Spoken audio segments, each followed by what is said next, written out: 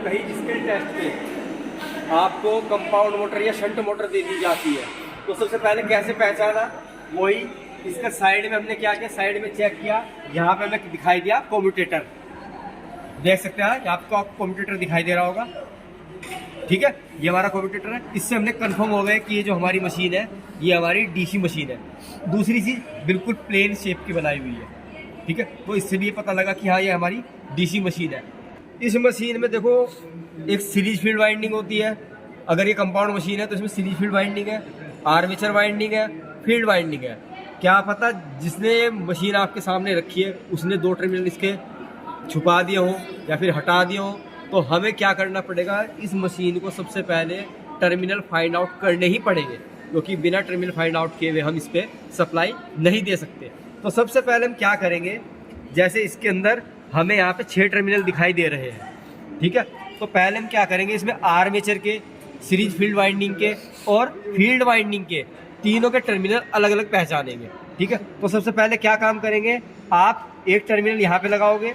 दूसरा इसके ऊपर लगाओगे, नहीं जला है, तीसरा यहाँ लगाओगे, यहाँ पे जो आपका लैंप ग्लो कर रहा है, ठीक है। अब ये हमारा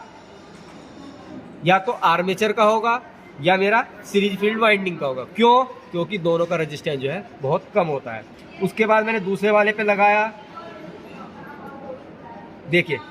यहाँ पे जो मेरा लैंप है,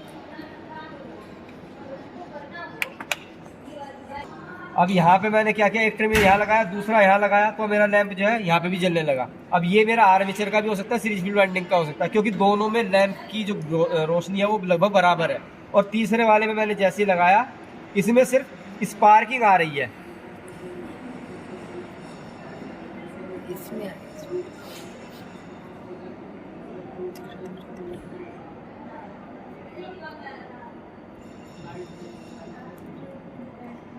ये दिखाई देगी यार,